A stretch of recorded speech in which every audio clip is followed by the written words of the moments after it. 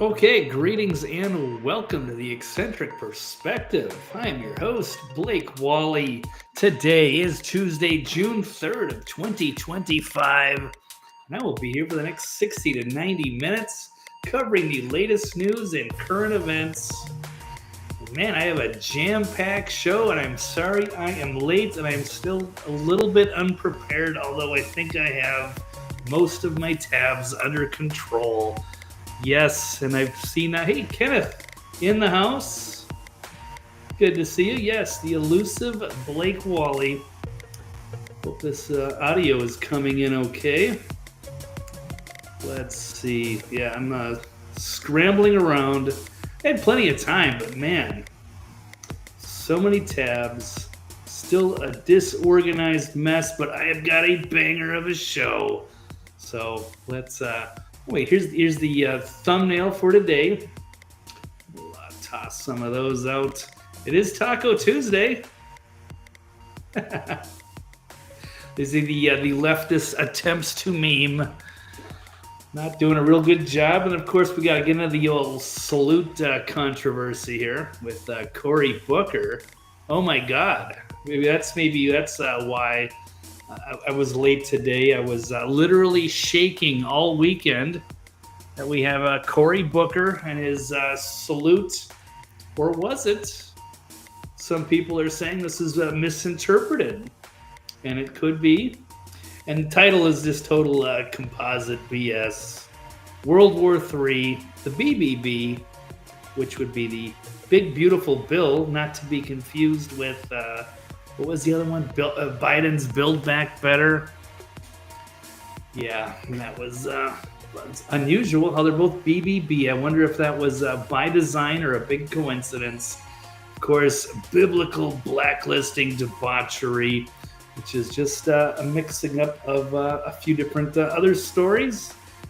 Just because I decided to roll with it. Okay, so why don't we take a look at the headline stories this June 3rd.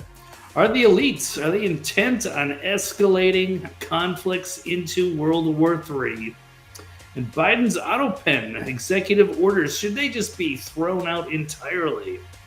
And Libertarians, should they stand firm and demand some cuts to the BBB? And Cory Booker's salute, was it clearly different than Elon Musk's? And the Democrats, do they need a rebrand to beat MAGA in 2028? And can we separate Glenn Greenwald's work from his lifestyle? And corporations, should they team up to blacklist applicants? And finally, biblical AI videos, are they the perverse work of the devil? Maybe. We shall see. That's what I've got on tap today. I don't know if Kenneth is here anymore. He left because I was late for my broadcast, but that's all good. I understand. I got to get my shit together. A lot of stuff going on today. A lot of tabs. Though I'll be zipping through some of the headlines. Won't be getting into too much of that depth. It's probably not too necessary. We'll try to keep things tight, but if you guys want to participate, course, go ahead and drop a line in the chat wherever you are. YouTube, Rumble, Twitter X, Facebook. I don't even know. So I'm on some of these platforms. I'm not even sure if they're streaming. But anyway, let me stop yapping. We run an intro. We'll be back on the other side with the headline stories and go from there. And, we'll incorporate your chat and your feedback in as well. Let's see. Okay, on the back of this quick break, here we go. Boom.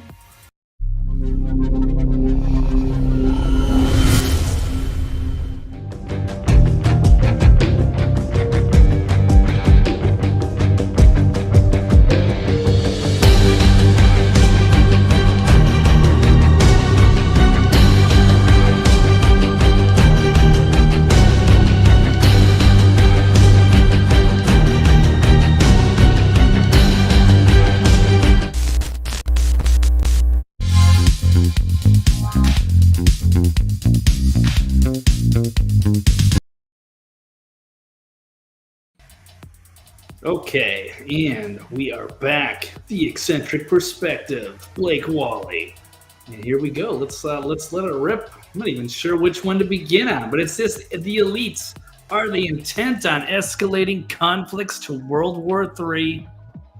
As we've seen some new developments, unfortunate ones. We were so close too. It's World War III. And Trump is going to he's going to intervene with Ukraine and Russia, be the voice of reason, get both sides on the same page and negotiate peace within 24 hours. Except it's easy to say that. I guess it was a little more difficult to pull it off, especially when you're being, undermined from forces within, it looks like, perhaps. So we might have some scandalous things to get into as well, depending on who's pulling strings here, who's organizing this. We could say this is a bit of a proxy war here with the West against Russia, or is it NATO? Have they gone rogue? Is Trump being undermined, perhaps by a little visit by Lindsey Graham and Richard Blumenthal? What were they up to? Were they in violation of the Logan Act? Meeting with Zelensky. Then you have this escalation. Looks like they're pulling off some interesting war maneuvers. You got a former CIA analyst saying that he's 100% sure that the CIA had some involvement in this massive Ukrainian drone strike on Russian airfields. Also, there's a lot of InfoWars articles talking about this, kind of like the equivalent of Pearl Harbor, perhaps. Although there's conflicts on the exact data and how much damage was actually done, whether you're hearing it from the Kremlin or Kyiv, you're going to get different facts and figures. But it's not going well when you're talking about we're on so close to having a ceasefire. Perhaps peace, if they can work out an agreement. And I think there is a fair agreement on the table. At least that's been talked about. But Ukraine's going to have to concede some territory to Russia, at least with the people that want to be a part of Russia that are in Donbass or Crimea. But maybe those are some resource-rich lands. And the West, Zelensky, they don't want to give that up so easily. Or Crimea and its military significance. They're on the coast. And they don't want to let this go. We had a minerals deal, and then all of a sudden they tried to assassinate Putin with drones, attacking his helicopter, allegedly fighting off, 43 or 46. And stopping that, but that pissed him off. He amassed 50,000 troops at the border. They've been bombing Ukraine pretty heavily, and allegedly Ukraine has now fought back and taken out the bombers that were causing so much havoc over the last few months, or how long that they've been running these raids. So now we have another setback, and it's going to piss off Putin. Some people were worried that he wasn't going to, if this would have been done like a year ago, or it never should have gotten started, or if it could have ended maybe a couple months ago, maybe we could have conceded some of this land and been done with this. But now, if you're going to keep pissing Putin off, maybe he is going to want the whole thing. There is some fear of that for his own security. I don't know. But the West and NATO cannot be running their little puppet dictator there with Zelensky. They pushed too far. Now we have some serious problems. All right, Kenneth is back. Good to have you. Yeah. And there we go, TKM Mark. Yeah, Oreshnik incoming. I think that's the new, they got some pretty sophisticated systems. So rather than violate the Geneva Convention with nuclear power and perhaps fallout radiation, lots of damage through that from the nuclear fallout, you can just have this special weapon system with hypersonic missiles or whatever.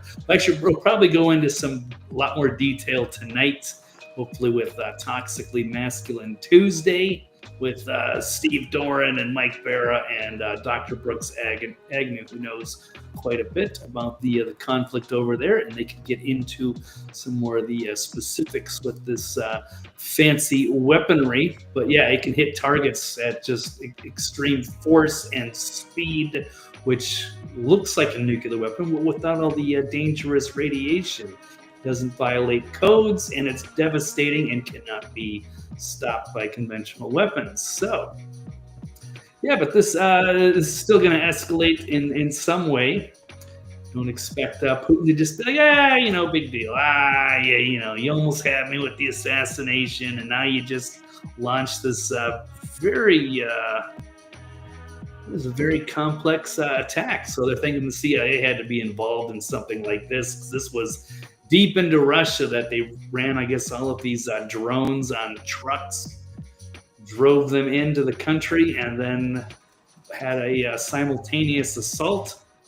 Yeah, it's going to be weird, the future of warfare, and just especially through the air. It's going to be completely different. You're not really going to have manned flights. It'll all be drones because they can just maneuver so much faster without humans and their biological, physical limitations as far as maneuvering. Yeah. Yeah. Big Beautiful Bill or Build Back Better? It's all a big old boondoggle, I guess. So it's kind of interesting seeing the infighting. We'll get to that. Yeah, I guess I could just zip through headlines. I wouldn't tell you what the specifics are here. But yes, on this one, CIA, massive Ukrainian drone strike in Russian airfields. This is from a ex-CIA analyst. Seen a bunch of his work on the Gateway Pundit, Larry Johnson. Says Ukraine could not have pulled this off on its own. Bears the fingerprints of CIA, maybe MI6. And I don't know.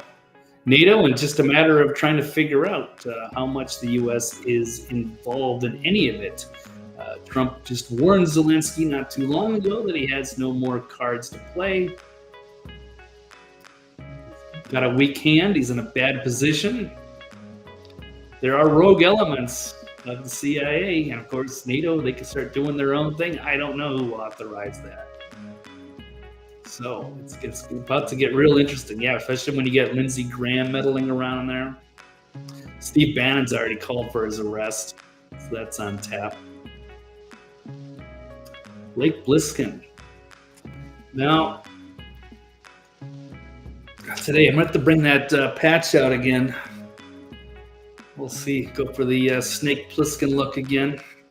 Just had a shaving mishap over the weekend. I was trying to just trim up my beard, get some of the scraggly hairs. I forgot I didn't have the guard off, and it just kind of went right across. So it's either I grow it back or I tried to do the goatee, it didn't work, and I just all right, I'll just shave the whole thing. It takes me a couple weeks to grow it back, so oh well. So no, still got a ways to go with the hair and the beard. We'll get there. All right. Well, it'll always live on in the intro. At least I have the pictures. When will the world be free? I don't know. We might have to cull the herd, at least for the elites. We want to reduce our numbers. And of course, there's also the possibility that they're getting ready for something, a big event. Well, I've been talking about the potential cataclysms, or whether it's AI singularity, solar flare. I don't know. That could be part of it. Or it's just a big distraction. We'll get into that, because that actually is tying into the headline here. And kind of a way for, I guess, the West to distract the public during a financial meltdown. It's a distraction. Because when all else fails, and this has also been said, by Gerald Celente, great trends forecaster, researcher. When all things fail, they take you to war. And with the dollar collapsing, financial turmoil, what better way to get the public's mind off of things than to focus all of your intention on the war abroad, which could happen. Big beautiful bill or the Doge? Yeah, Elon's out on that one, man. He's that's gonna be up on here. Got quite the mess here. And we got some purity tests going on with the other Republicans being divided. Whether are you pro BBB? Which side are you on? Are you with Team Massey and Rand Paul, or are you with Donald Trump? Or are you with the Glenn Greenwald? Or is he too debaucherous now? That was a wild story. What a mess, man. This is entertaining, though. It sucks that the world is unraveling, but man, it is entertaining to cover. I'll give it that. No matter what. Yeah, quite a time to be alive. All right, so let's keep moving on. Gosh, I'm only on the first headline. I swear I must have 50 open tabs. Okay, let's hurry up here. We got Russian leader Viktor Bout says the Ukrainian military is in complete collapse. And if Zelensky does not capitulate soon, Putin will order the encirclement of Kyiv. This is another thing that could go very wrong if they keep continuing to push Putin. They could have just, here you go, have the Donbass, have Crimea, and Donetsk. I don't tend to be an expert on the region, but places that want to be with Russia, let them go, end the war, and this will be over. But if you continue to push Putin and you just tried to shoot him, you tried to kill him, and now you're blowing up a third of his fleet, allegedly, if the numbers are true, he's gonna, at some point, the gloves are off, and he's going to just take Kyiv and take Ukraine and stick his middle finger over to everybody in the West and say, what are you going to do about it? That's going to be bad. And then it depends, are we involved with NATO, or is NATO rogue? Can they take care of themselves against Putin? Are they going to need the U.S.? I don't know. But they seem intent on keeping the conflict going. So this could have been done already. Could be doing peace talks today. I think was it scheduled in Turkey today or yesterday? I don't know, but that's not going to happen now. All right, what's next? You've got General Flynn saying Trump must launch criminal investigation to withheld intelligence from him on the Ukrainian Pearl Harbor-style drone attack on Russia's nuclear triad. So that is a good call. Is this MI6 thing, CIA joint thing? Because there's got to be different factions, right? Even from within. So it's whether Trump was involved or not, or whether it was the Uniparty, the swamp creatures, or it could have been Blumenthal on the left teaming up with Lindsey Graham on the right. But it just keeps going. Yeah, the old conflict. Yeah, it's always the neocons stirring up trouble. Not putting up with it. Yeah, he's not going to be forever. So he's shown a lot of restraint. But at some point, things are going to crack. That last thing we need is to get dragged into this. Okay, thank you for the update there, TK Mark. The peace talks were yesterday, but they only lasted 30 minutes. Yeah, it's kind of like the deal's off the table. And like, yeah, well, our position and our mood has changed significantly in the last 48 hours from that clever little drone attack. Well, deal's off. And we'll see how Russia responds. Not going to be good. Let's take a look. Next headline here. Viktor Bout warning NATO may stage false flags to try and kill President Trump. Yeah, none of this would surprise me. They would love to get Trump. They would love to get neocon Nikki Haley back in office. They'll do their bidding. Okay, what else? We got another one. NATO may stage false flag attacks inside the U.S. Oh, yeah, so this is basically General Flynn saying the same thing. So I'm going to see attacks inside the U.S. to blame Russia. Like there's going to be some weird event where some Russian nationalist decides to pull some stupid terror attack, and now it's going to turn the tide, and the public's going to be outraged. Let's just finish Putin off once and for all. I know the whole thing was an inside job. You never know. This is high stakes stuff, though. And these people seem to be intent on getting something done. All right, let's keep going. Like I said, this InfoWars is really dominating this coverage. World War III alert, NATO's attack on Russia's nuclear triad, deliberate attempt to trigger out all-out nuclear war. Yes, this is like deep in. You can just tell by the pictures. So, here's Ukraine, the tiny country. Ukraine is actually a massive country, but compared to the enormity of Russia, it looks pretty small, relatively speaking. There's Moscow, but look, it's how far these like long distance trucks travel. Like this was they had plans for about a year. I mean, it's a lot of planning went into this to get these to go after these bombers that were harassing them for so long. So I got some long distance trucks to go to these airfields, launched drones, took them down. Again, there's a dispute over the numbers, but up to 1/3 of their bombers were destroyed. Okay, here's another one. Ukraine, the Pearl Harbor, blah, blah, blah. How many of these videos we want to share, and some of them are kind of weird. This is saying a Russian man enters one of Ukraine's drone trucks, and then moments later the truck's self-destruction mechanism activates.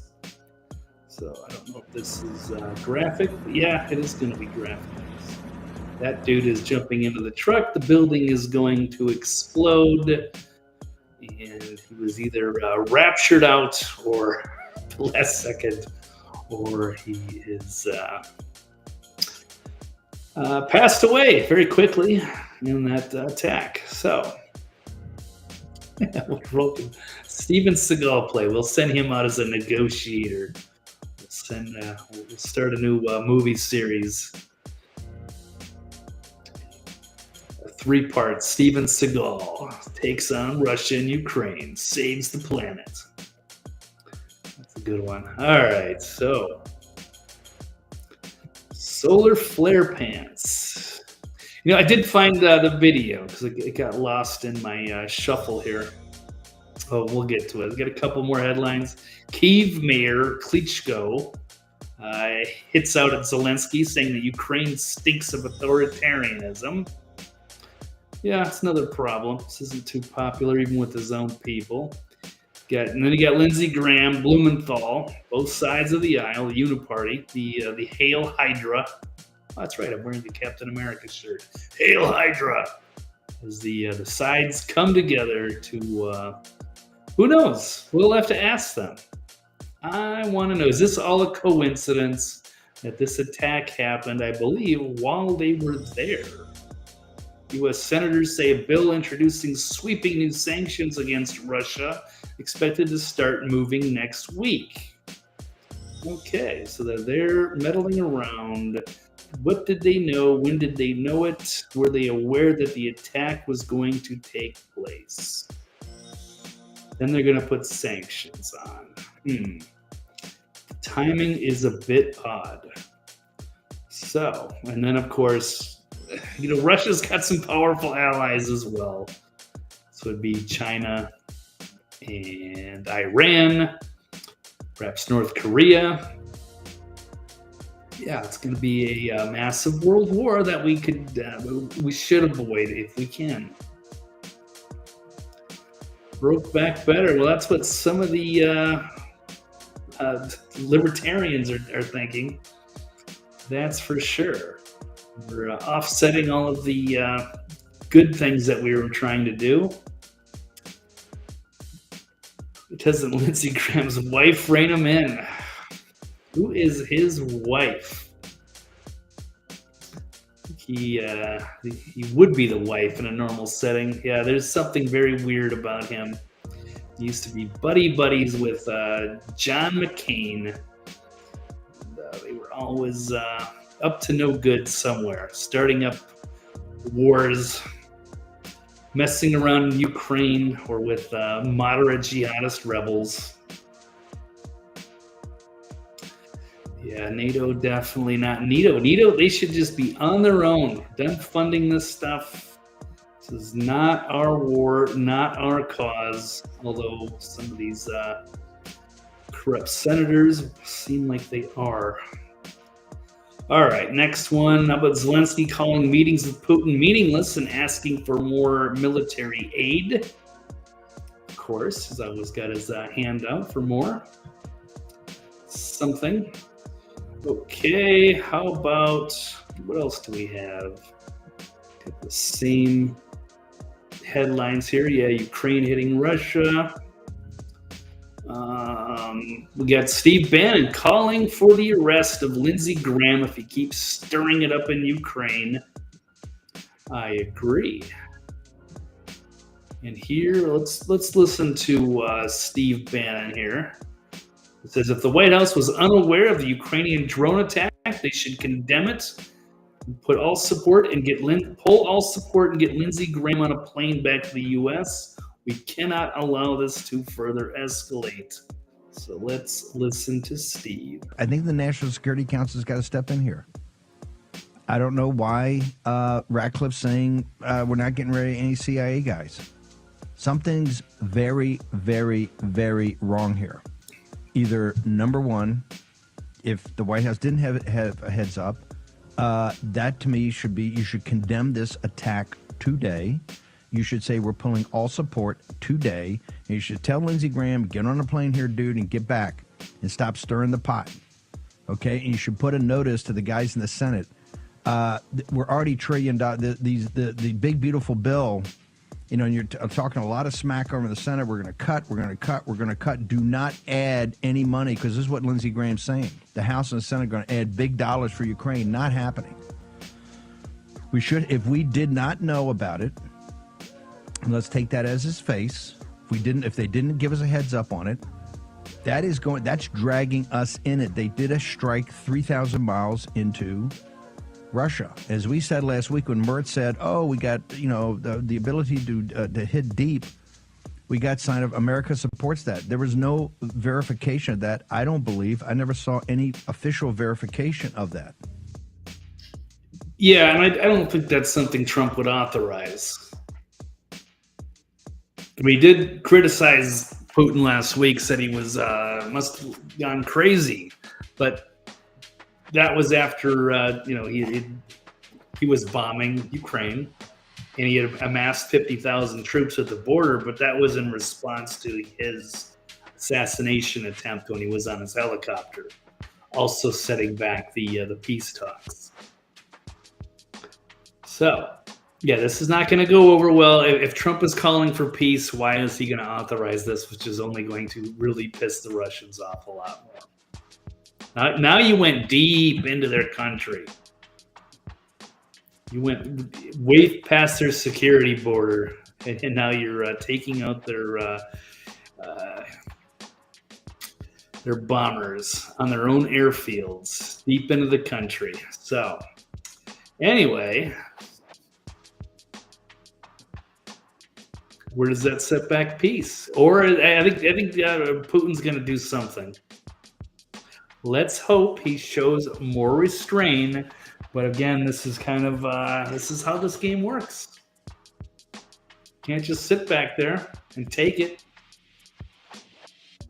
So what do you do next? I'm looking forward to hearing some answers tonight on the show. I want to hear what Dr. Brooks Agnew is going to say about this. And hopefully Mike Barra. We're not 100% if he was going to be on the show, but it's always better to have him. Let's see what he's going to say on this as well. So let's keep going. We've got Graham and Blumenthal should be investigated for the Logan Act violations after the most recent escalation in Ukraine. Yeah, you're supposed to be working for us, and you're meeting with high-level people, meeting with heads of foreign government who are involved in a war with one of our enemies. Not a good look. Should be an investigation. Not there for peace talks. All right. Yeah, what the truck? Yeah, interesting move, but not for peace. But anyway, let's get to the one of the reasons here. We got provoking Armageddon. How the Western elites are seeking a nuclear war to mask the imminent financial collapse. So, if the dollar's going down, what would be a desperate maneuver to keep things going? Do you get involved into a war? As a desperate last measure, you certainly could. And at this point, we know we have unsustainable debt. Not something that I think, Trump would willingly do. But he's a one man. He's doing a tremendous job, but he's against the massive swamp apparatus, the greedy military-industrial complex.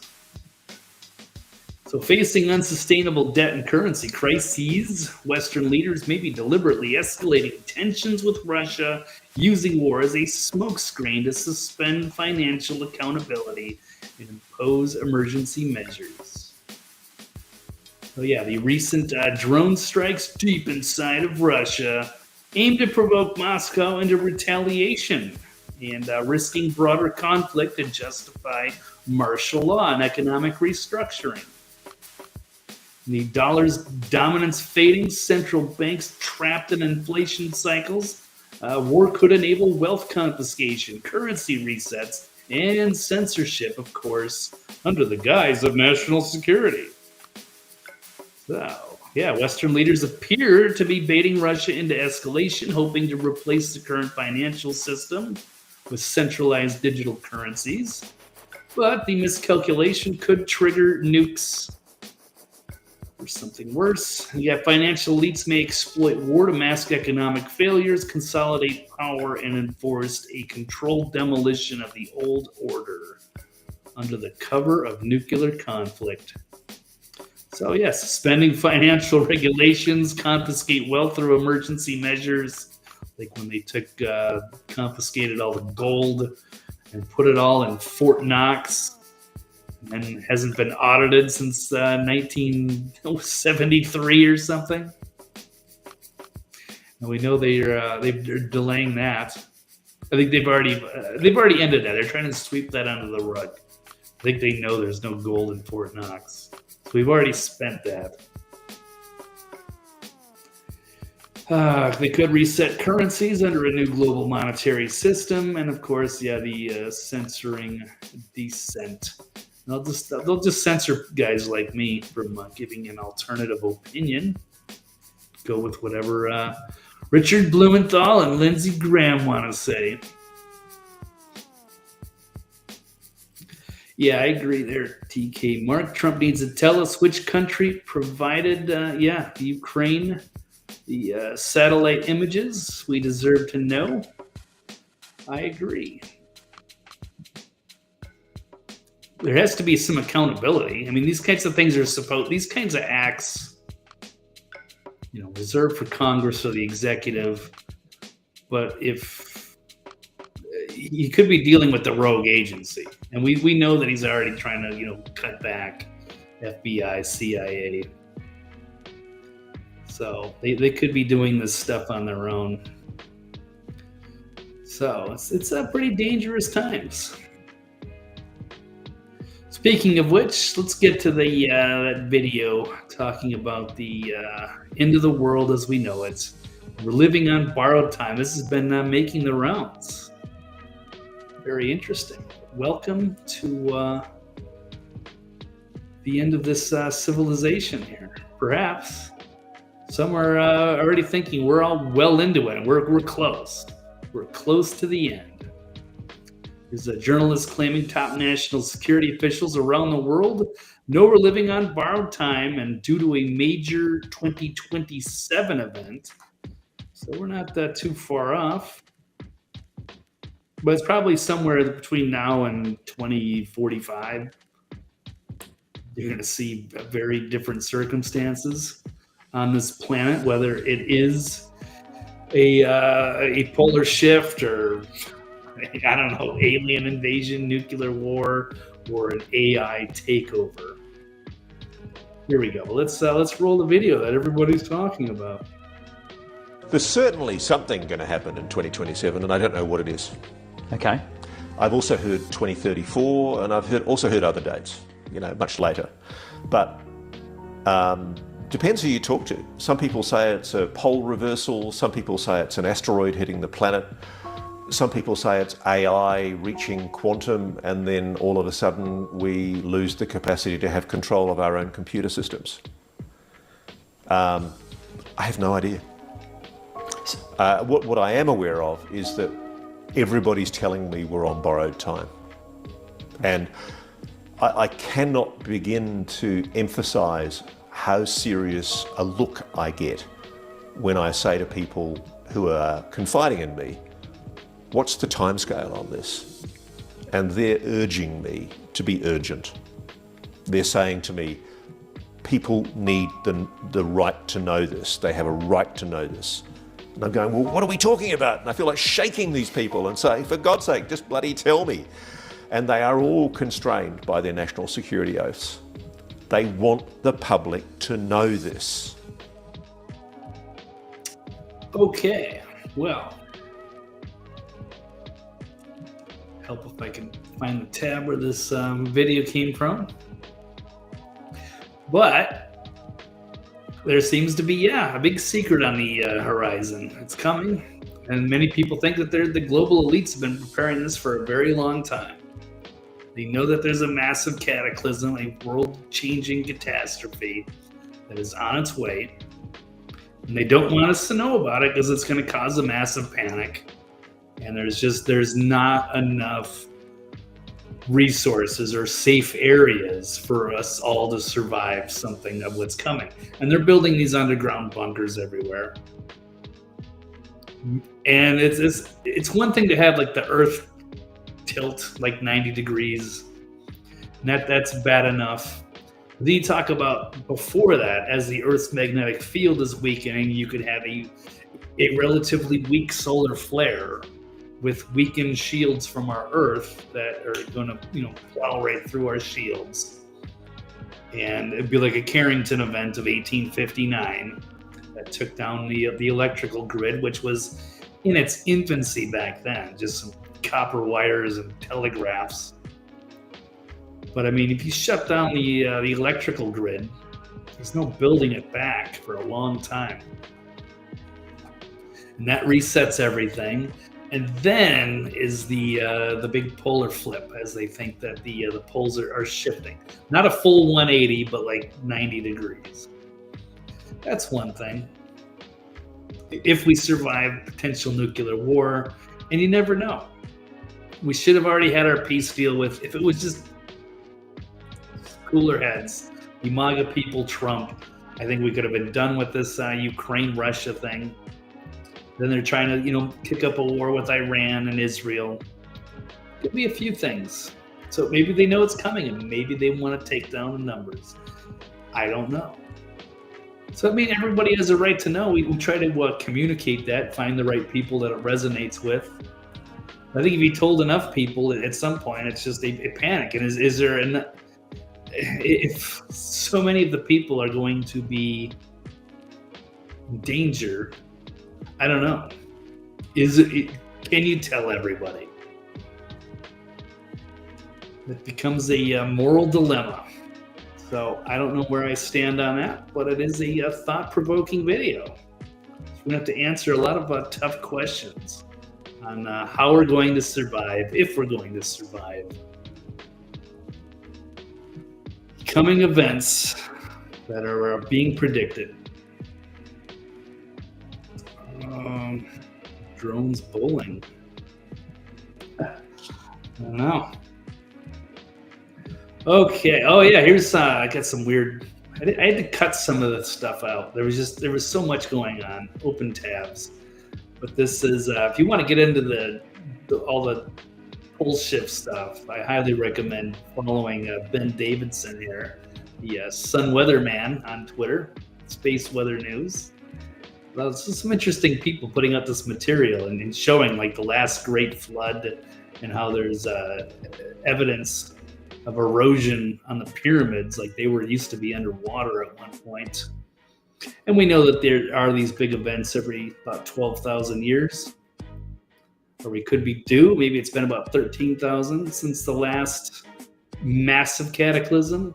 Although I think there was the biblical flood that was 6,000 years ago, depending on what you believe, depending on how they measure the time. But there is evidence, and ancient cultures have been talking about this for a long time. Many of those ancient structures that we have are dedicated to astronomy, which some speculate they were trying to, they wanted to know in advance, just by measuring all of the, measuring everything, when the next cataclysms would come. I don't know. So much about the Earth that we just don't know, and it seems like they've hidden it all the information from us, and they're getting ready for something, but we don't know exactly what. So I guess we're just planning for everything. Okay, well, what else do we have going on today? I suppose I should get to the second story. Got a few more things. Man, I'm already 42 minutes in. I thought the first one was going to be fairly quick, but there's a lot of components to it. All right, Biden's autopen. The executive orders, should they be thrown out entirely? Well, that's interesting. So many of these executive orders, while he was cognitively declined, he doesn't remember signing them. So should they count? Probably not. Now it's just a matter of trying to find out who authorized them. Who set this up, or was it a pay-for-play? And they're going to have to try to subpoena all of these people within the inner circle of the White House, whether they were staffers of Joe or even his wife, insiders for Hillary and Obama, and other people in the Democratic Party machine, the Schumers and the Pelosi's, even Elizabeth Warren, anybody who could, influence the executive branch, because it was clearly wasn't being run by Biden. So, Comer is James Comer is the investigates, saying that these orders could be easily thrown out in court. So that would be interesting development there. And all the blanket pardons. People won't be getting off the hook. They thought they it saved themselves very cleverly too. Hey, we'll just have him sign off on for Joe. He doesn't know what's going on. It's a good racket while they have it. Here we go. Trump administration has launched an investigation into the Biden autopen scandal. Putting out the details now, so it's time to start putting some people on the hot seat and start questioning, and the people that got the preemptive pardons. And even Biden pardoned 5 members of his own family. So this should be fun as we unravel the greatest scandal in American history. While we watch the AI takeover and keep tabs on World War III developments all over the place, in multiple locations. All right, and what else? Meanwhile, as we try not to get into suffocating debt with the BBB, I'm getting out of here. Yeah, there might be. I don't know. We might see it in our lifetimes, man. If this stuff really does go down. All bets are off, man. That'll be panic, all right.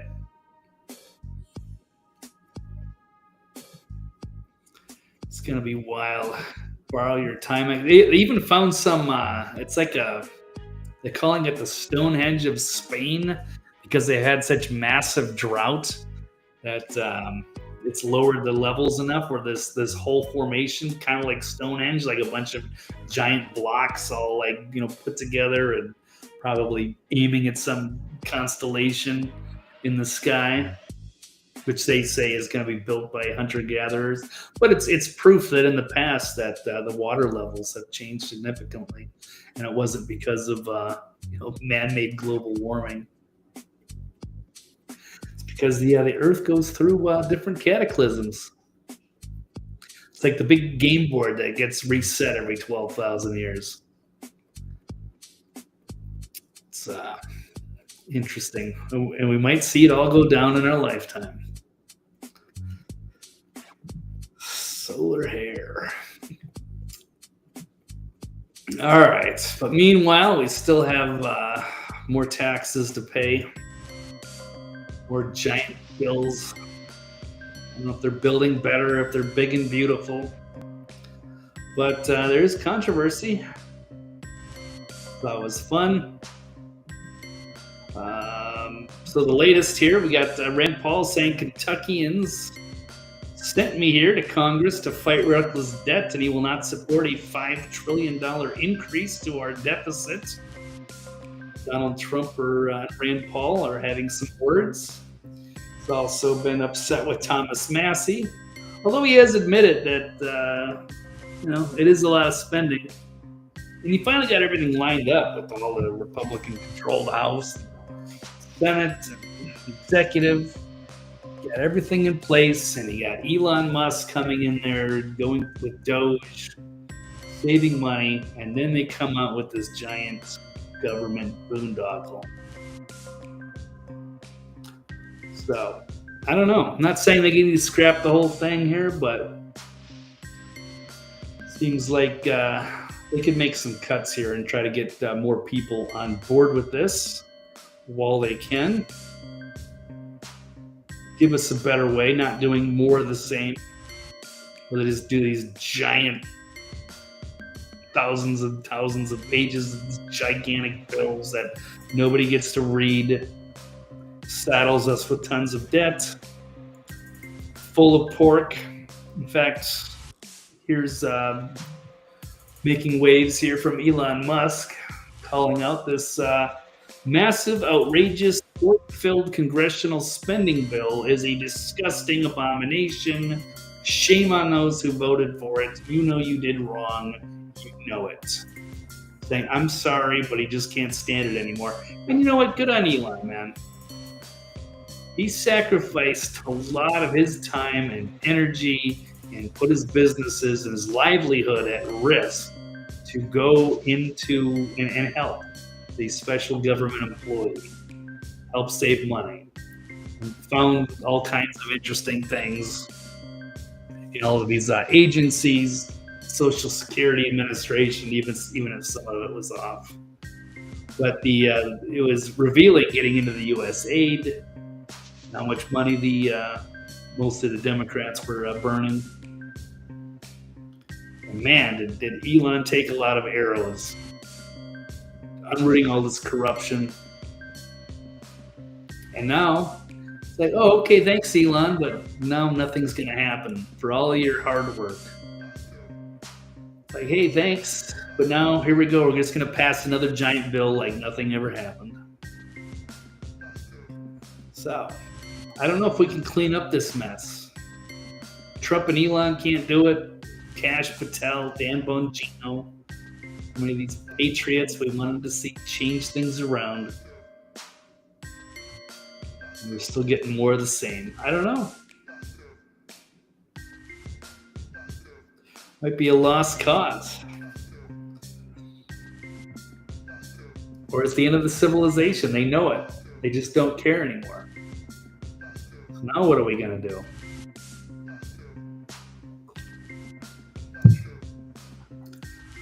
Well, Rand Paul is going to do something about it.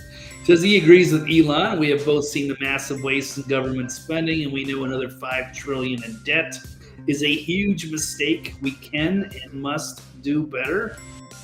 It was on Varney and Co. today. We'll talk about it. In a separate post, Trump said there's a false narrative about spending in this bill. He said it is, quote, single biggest spending cut in history by far. Kentucky Senator Rand Paul joins me now. Mr. Senator, I know you want more spending cuts included in the bill. Can you tell us what specifically you'd want to cut? Yeah, it's even more than that. The biggest objection I have to the bill is adding $5 trillion to the debt ceiling. I'm actually very supportive of the tax cuts. I don't accept the CBO notion that the tax cuts will lead to deficits. The reason I believe there'll be more deficits is they're raising the debt ceiling $5 trillion. We know that this year, most of the Republicans, not me, voted to continue the Biden spending levels in March. So we're going to go through September of this year, and the deficit for this year is going to be over $2 trillion. If you're borrowing $5 trillion, that makes me think you're going to add over $2 trillion, maybe $2.8 trillion next year. So it doesn't show me that you've turned around. If you look at the spending cuts, it's complicated because it's at $1.5 trillion. It sounds like this enormous number, but it's over 10 years, so it's $150 billion a year. They're also increasing spending for the military and for the border, $300 billion.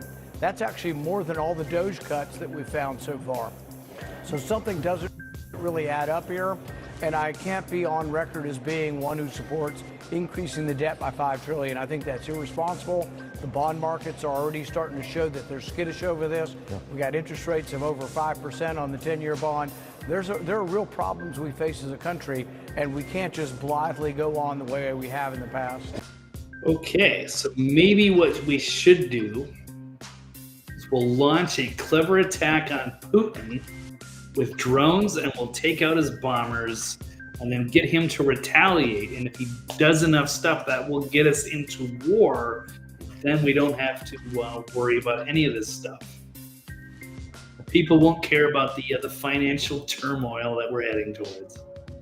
That we're just being slowly sucked into impossible loads of debt we'll never be able to pay off. I don't know. I don't know. Yeah, it's a big mess. So yeah, $5 trillion. I mean, we're already at $37 trillion. But yeah, this was a unique time to actually show a superior way and a new formula for Congress. Get within their budget. Stop serving themselves. Serve your constituents. Start trying to save us a little money here and there. Not overspend like the Democrats and the big spending war hawk Republicans. The adults are back in charge, or are they? And now we got a big purity test. People are mad at Rand Paul and Thomas Massey. They're grandstanders. Oh, we gotta primary them. We'll show them, teach them a lesson. You better get in line with the MAGA and Trump agenda. I don't know anymore, man. Seems like it's all a lost cause, but I'm still here for it anyway, man. Greatest reality show in the galaxy. Built by stone men. I don't know. You might be behind there. We're talking about the pyramids again. All of those ancient structures all over the world, no matter what the archaeologists tell you, they were all built by simple hunter-gatherers. Did you know that's a fact? I know they're all over the world, but it was just isolated groups. It's funny how the modern world of archaeology just has zero curiosity. They don't want us to know. Don't want us to know our history. We'll start asking questions. It's easier to control us when we're ignorant, right? Anyway, but even so many people, we still can't agree on anything. So I don't know. I don't know what side I'm on. I'm on a side of, man, let's cut some pork out of this damn thing, and then let's just pass it. Who cares? But yeah, I'm down. What's wrong with having some revisions? When is it on that first negotiation ever correct? You know, somebody hands you a contract and you don't always just take the first offer, right? That's not the way the world works. You say, hey, this big beautiful bill's pretty good, but can we just make a few more cuts here and there? Add the Elon stuff. Let's codify that. Let's make that a permanent thing. Let's cut some of the war machine spending. Can somebody take a haircut? They can do better. Not saying they got a grandstand and campaign off of this and make a giant filibustering spectacle. But damn it. If this thing is going to be set things up for 5-10 years, let's get it right. Let's get some more people on board with this thing. It's all about compromise. Instead, it's a big purity test. No, you're on our side or we're going to primary you. It's a shit show, and I don't know whose side to take anymore. It's got to be a side for common sense. Side just flood this whole fucking thing and start all over. You know, I'm down. Wouldn't care. I don't know if we can be saved. What are we saving? Culture's a mess. All right. Well, yeah, I sure did. Elon went a long way, all for nothing. Apparently, if we don't get to keep some of this stuff, then what was the point? Big slap in the face. Not only to him and to everybody else who supported this and thought we were going to get something. We're not.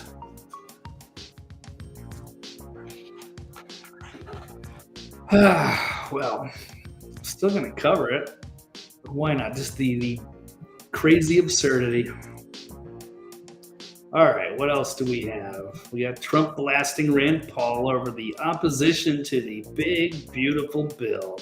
Or can we break it up into pieces? Pass them all piecemeal? Or does it have to be one big, beautiful bill? What about 10 smaller, beautiful bills? And then we'll cut like a couple of them. So then it'll only be like 8 or 9. Save the 4 or 5 trillion. Everybody's happy. There's got to be stuff to cut. Anyway, there's always something. Anyway, we'll move on. Speaking of Elon, I'm going to show you Cory Booker. His salute was clearly different than Elon's. This is bizarre. Yeah, I don't know anywhere. The Democrats are a lost cause. MAGA's already infighting. Got many purity tests. But here we go. Angry Keith Olbermann says it's only a Nazi salute when Elon Musk does it. After Cory Booker caught again. Many Democrats have actually been caught making this salute, but it's only Nazi if Elon did it. You know, one of the stories I cut from my stack, they busted this lady, I think it was in Texas, keying up a Tesla in somebody's driveway. And they caught her, arrested her. And she's really mad at Elon, but she can't articulate one reason why. It just shows you the brainwashing. These people are just mindless drones, but they think they're the good guys. It's pretty frightening. Her in the cop car. I'm getting off subject. It's they've lost the plot. They're lost souls, and I don't know if there's any reaching out anymore. BBB now touring with the male strip group. Cory's hooker. Oh man, I'm gonna get into some stuff I don't want to. It's coming up. I'm gonna get into male hookers, so don't you worry, don't you fret. Yeah, it's gonna get weird. But hey, we have to talk about it. Well, you don't have to listen. I'm gonna talk about it. Because I guess we're all just in it. We're all in this shit show together, so welcome. All right, but anyway, let's one shit show at a time. Right now, got Elon Musk and Cory Booker. So Musk's hand is closed and the fingers are together. So how many of you guys know what a real Nazi salute, if you could tell the difference between an authentic one and just the fake one that Cory Booker did, because it was totally way different than Elon's, at least according to Keith Olbermann. Because every now and then you have to stop ignoring Keith Olbermann and just point out how demented and insane he is. Because he's representative of so many on the left. He used to make some sense. Yeah, Keith Olbermann was actually a pretty good journalist in the 2000s during the Bush administration. And he was a great sports guy. So many years. And man, I don't know, somewhere after 2010, last 15 years have not been kind. He has gone off the rails. He is completely broken. I would agree. So yesterday, Olbermann attempted to explain why Democrat Cory Booker doing the exact same gesture as Elon is definitely not a Nazi salute.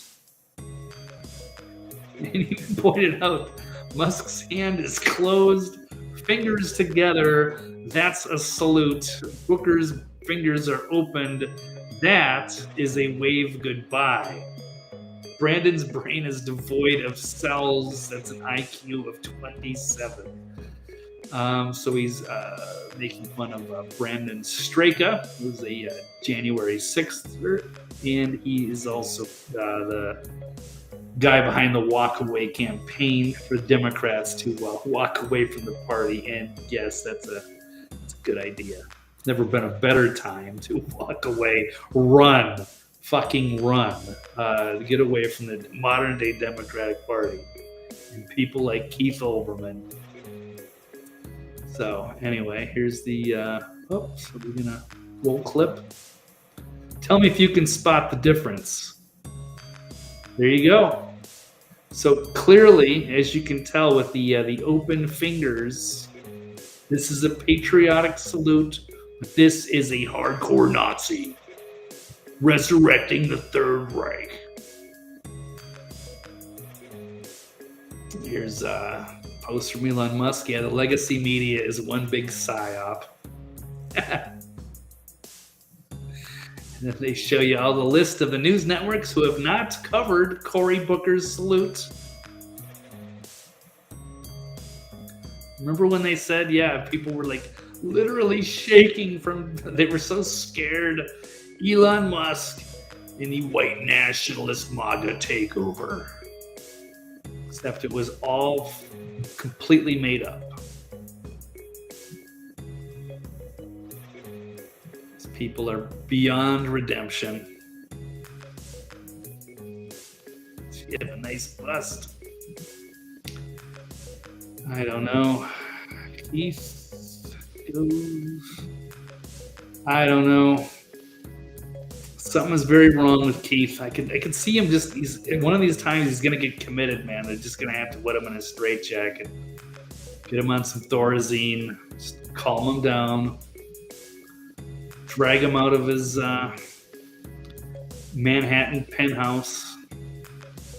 Get him the help that he needs. Maybe. I don't know if there's any fixing that dude. He is just gone. It's wild. And no reasoning left either. That part is left. Completely deranged. Unhinged.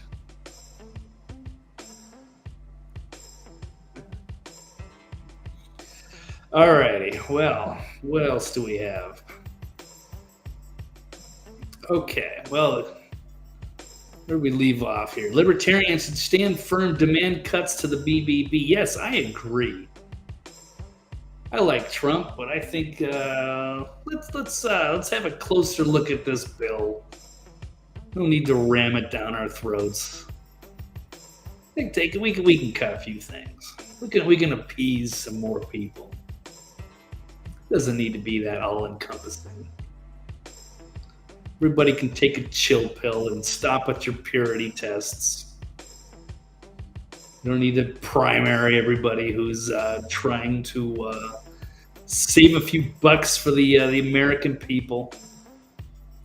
Anywho, what else do we have? Democrats. Oh yeah, Cory Booker's salute was clearly different from Elon's. No. Anybody who says different should just be laughed at. How about the Democrats? They need a rebrand to beat MAGA in 2028? Yes. Or it's all over, I would think. I got a few videos. If I can get them into order here, which I do. Okay. Here we go. Let's start here. CNN poll numbers showing the failed Democratic Party is dead and gone. The power of the establishment could prop up the deceitful left-wing party because now, yes, even CNN is forced to admit using their own poll numbers that, the future looks horrific. And people are fed up with the Democrats and have no faith in their leadership. So let's run this clip. It's about a minute and a half just to show you how bad things really are right now. How Americans sort of see the parties. Which party is better described as the party with strong leaders? Look at this. Wow. 16% of Americans say Democrats, 40% say that of the Republican Party. Now, overall, no party's doing great. Lots of Americans say neither of these qualities apply to either party. But look at how much worse off the Democrats are. A party that gets things done. Only 19% of Americans say that about the Democrats. 36% say it about the Republicans. In fact, the only place that the Democrats are numerically ahead, party of the middle class, this is basically a tie, though. Yeah. 34% say that of Democrats, 32% say that of Republicans. But this, I think, is the most fascinating. How do partisans talk about their own party? Right? So among Democrats and Democratic leaners, 32% say Democrats are the party with strong leaders. I mean, of their own kind, right? 82% of Republican leaders say that about the GOP. Only 41% of Democrats say they're the party that gets things done of their own kind. And I will just say, 51%, Manu, a majority of Democrat and Democratic leaners say neither party gets the party that gets things done attribute. Imagine that's the project that Democrats are working on. Yeah, and beyond the issues here, there's some structural problems with the Democrats as well. There are. And again, this is where we ended up on election night in 2024. Okay. Well, there you have it. That's pretty devastating. So they're on the wrong side of the issues, and they have no leadership. Even from their inside, they're gone. Directionless, rudderless, just floating around, looking to get picked off. Lost touch with reality. Saw the weird BS with the Nazi salute, the way that they just gaslight people and manipulate reality. Let's check. More good dose of truth and reality from Scott Jennings as he roasts a clueless Democrat congresswoman with a brutal statement regarding her party and revealing who he thinks should lead the Democrats. This is a good clip here. Here we go. Democrats have to stop being against Donald Trump and start being for something. I'll defend the Democrats. They are for things. Illegal aliens, You're for boys and girls sports. I mean, you are for things. And that's why you have such struggles right now in your party, because you're not for anything that's on the right side of any of the 80-20 issues that are driving this cultural divide in America. I think Wes Moore's actually a pretty talented communicator. The other person who spoke in South Carolina, Tim Walz, is this special mixture of extreme buffoonery and a mean spirit, which is a toxic brew. He is not the future of the Democratic Party. Moore is interesting. Probably more interesting than some of the radicals you have out there, Crockett, AOC. I mean, those are the true leaders of your party right now, but it'd probably be better off replacing them. That's not true, and I'm not going to even let you. That's not true. That's a good one, though. But yeah, you could be right. I mean, it's AOC and Jasmine Crockett. If you look, who are the front runners right now? It's not looking good. Just run Kamala back out there and Gavin Newsom, Cory Booker. We're a disaster. Bernie's too old. Warren's too old. Schumer's out. Pelosi's out. Who is the future? They know it. They're so lost. And it's funny watching. Just this Scott call it all out. It's like the opposite of the five, right? If you watch the five on Fox, it's for conservatives pretty much just destroying the single liberal. Doesn't matter who it is. Versus the four liberals and then the one from Scott, who absolutely roasts the Democrats on that show over and over again. It's just being on the wrong side of history and being on the wrong side of those, exactly like he says, the 80-20 issues. Completely out of it. And here's another one, the phenomenon. They're so out of touch, they can't meme still, which was part of the thumbnail I used today. There it is, Cory Booker. It looks like Cory Booker's trying to take Donald Trump's taco. There's your and it is Taco Tuesday today. But yeah, they're going after Trump for this stupid taco meme. That's how I guess they got nothing else to I don't know. Nothing real to go after Trump for. So they just had to cling on to any little scrap, make a story about it. Still can't meme. So we highlighted the Wall Street leftists have been bandying around a new nickname for Trump. They're calling it Taco, because that stands for Trump always chickens out. That's when it comes to the tariffs. I even asked him about this in the Oval Office. Trump was asked about this by a reporter, and he put her in her place by explaining the art of the deal and that it's not chickening out to set a high number and negotiate down from there. So we have to get some money. Obviously, we're $37 trillion in debt.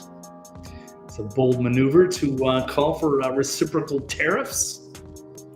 Get us some more revenue. Seems like a good idea, but then they tried to twist that into Trump chickening out. And since they can't meme, I guess they try to manufacture these weird pictures, which are kind of funny, but not really. It's really a desperate grab here. It's a big reach. It's really not that funny, but this is it. Imagine thinking this is somehow clever. I do like the Taco Force One helicopter though, and it's also got like the classic Doritos like nacho cheese colors. It's pretty good. There you go, Taco Trump. That one's pretty weird. Okay, well there you go. Wanted to know what all this fuss was? Oh, Diaper Don Taco. Wow, that's a good one there. Yeah, it's pretty sad. So the Democrats, they need a rebrand because they've just lost touch with reality. They're not funny anymore. Wrong side of the issues, and they are lost souls.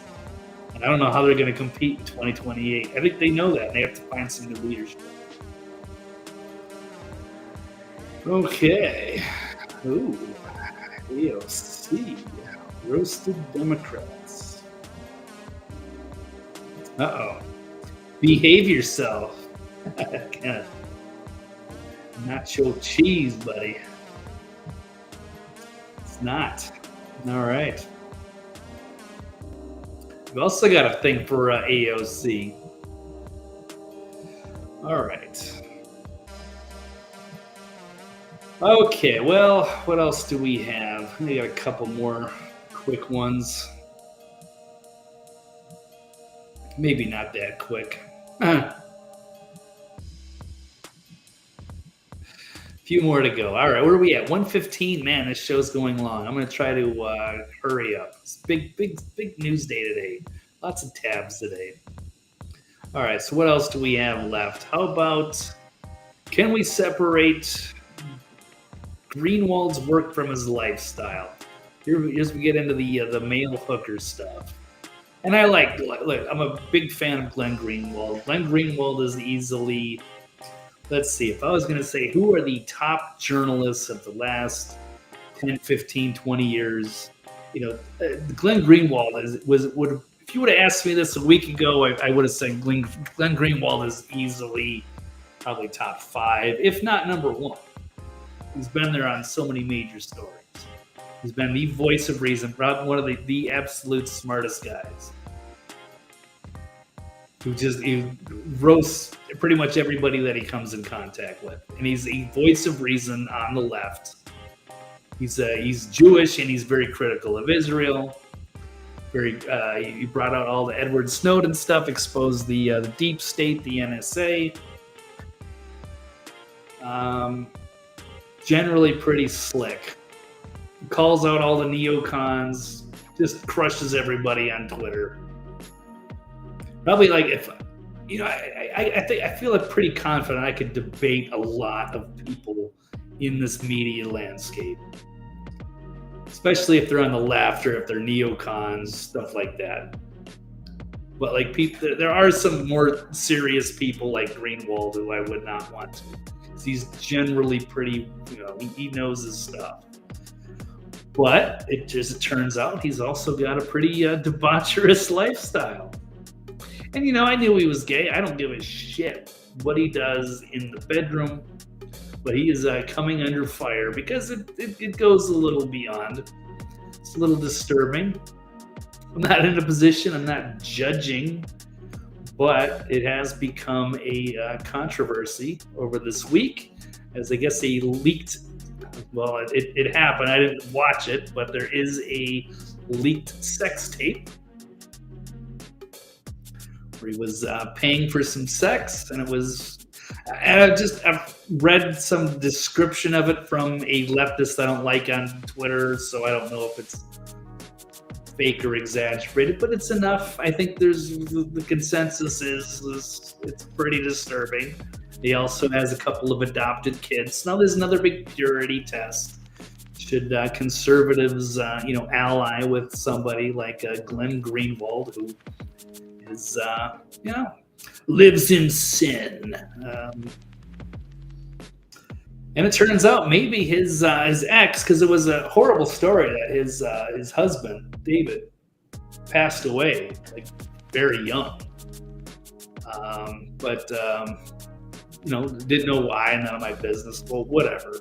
But there's some aspects of an unhealthy lifestyle there that has festered, and perhaps it's the reason that Glenn Greenwald left. Because sometimes you wonder, like, what the hell are you doing in Brazil? You should be in the United States where you have more protections for journalism, but maybe he would be an enemy of the state after the Edward Snowden stuff.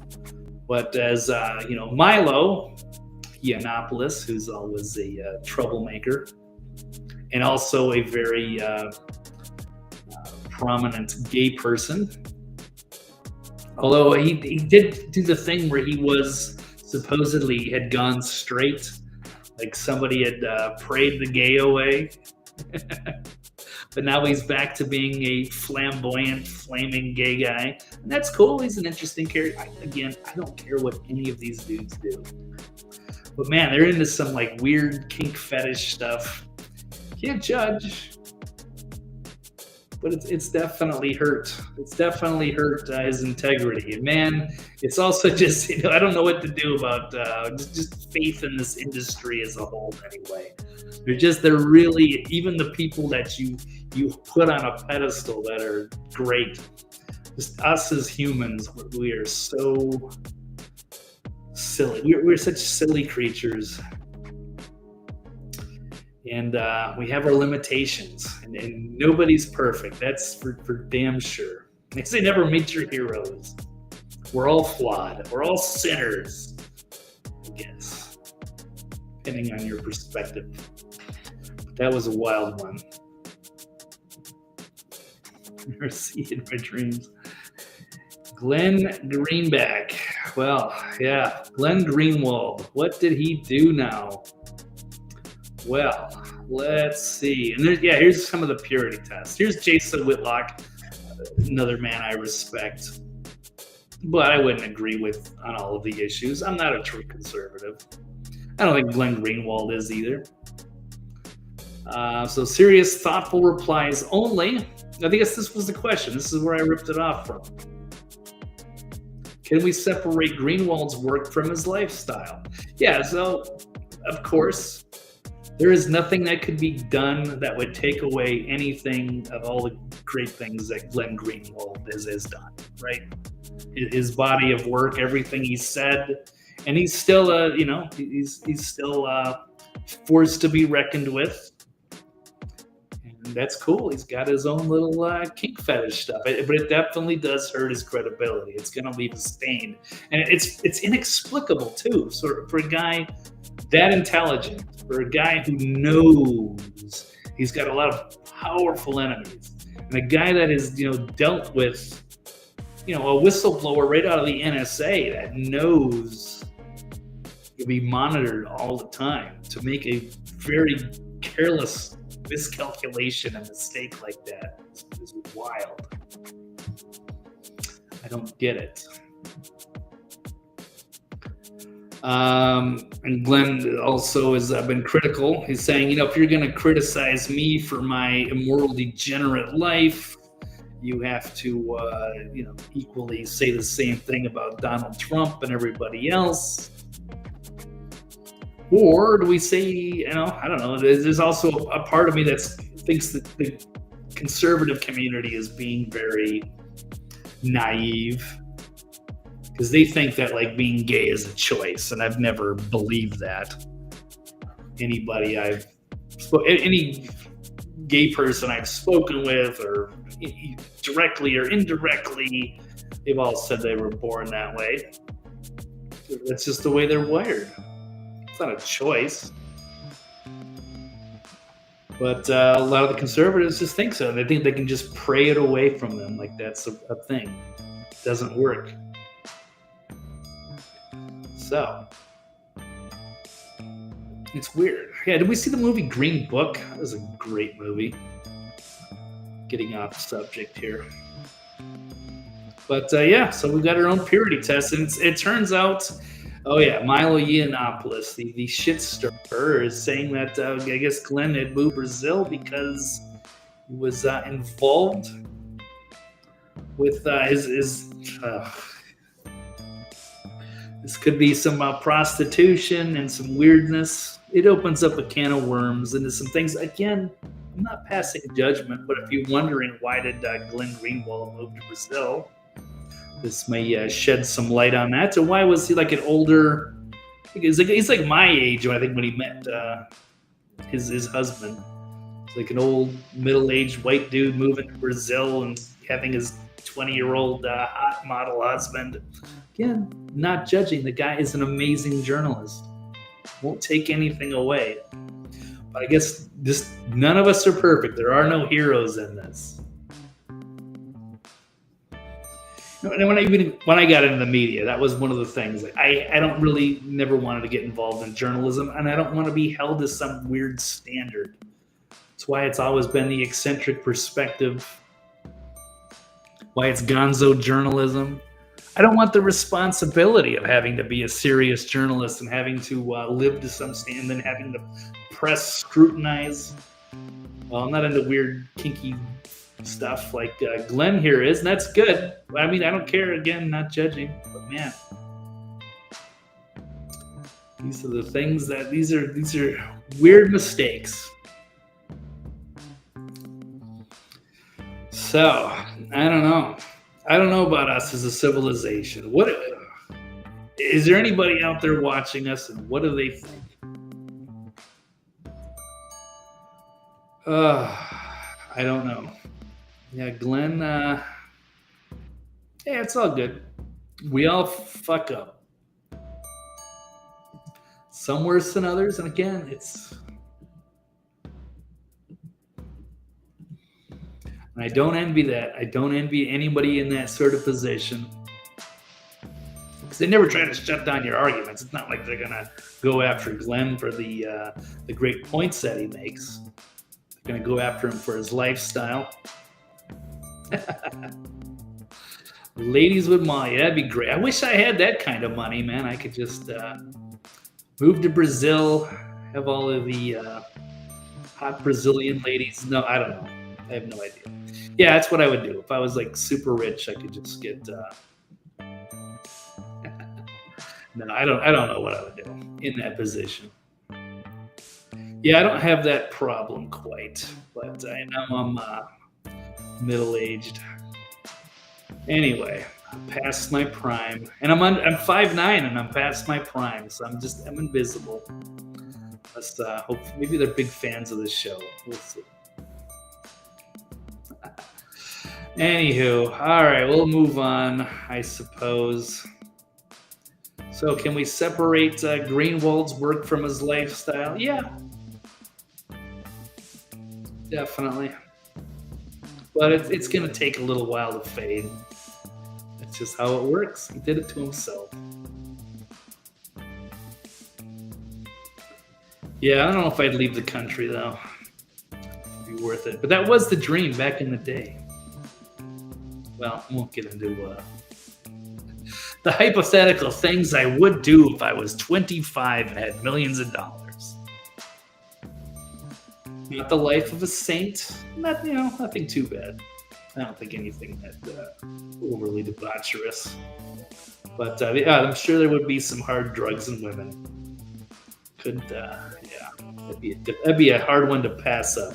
At least for a phase, right? Yeah, I still have Amazon Prime.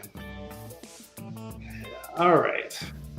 Well, let's move on. Speaking of Prime and Amazon Prime, I tried to apply for a job at Amazon Prime. It's when I first moved to Nashville. Didn't get it. Not that it was like, that desirable, but it's okay, I get a driving job, get some benefits, moving in, taking a look. But I never got a call back, and I always kind of wondered why, because they were really desperately hiring.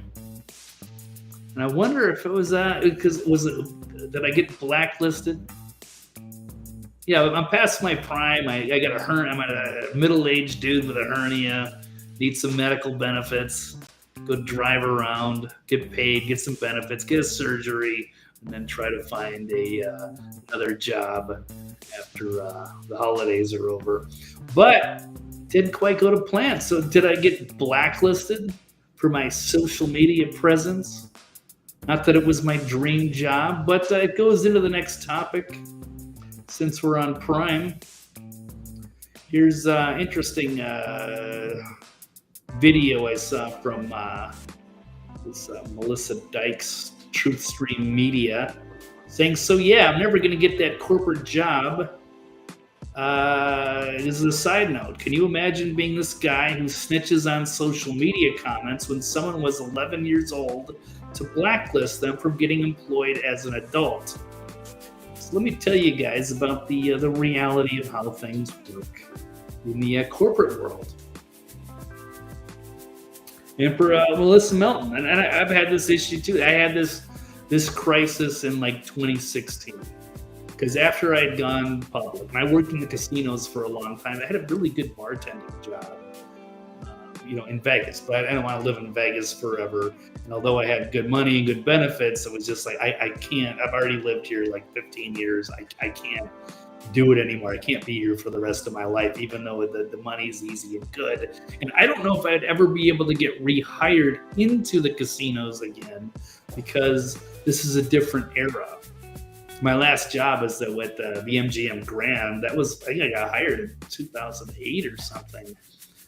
So by the time I was out in 2015, they didn't really care as much about social media. But nowadays, that's like a major thing. So you get these like people like inside of HR or whatever, that it's their job to go through your application and go through your social media and find out if you're somebody that they could hire,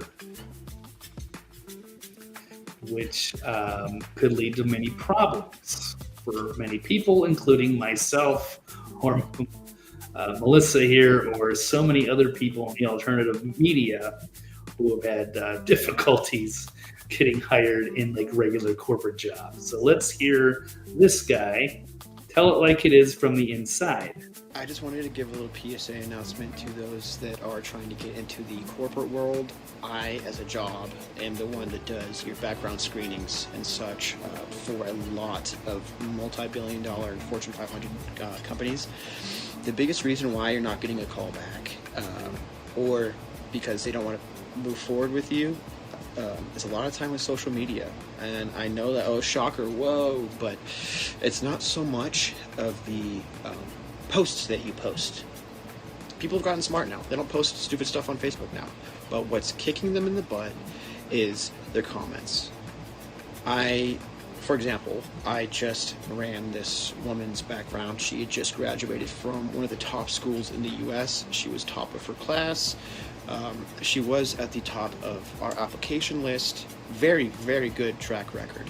But when I go to her social media and I run it through our software, I find that during some Minecraft movie at Cinemark or some movie theater, this guy screamed the hard R at the TV when an African-American woman character showed up. And the woman decided to post on that video saying, I would love to be that guy's friend.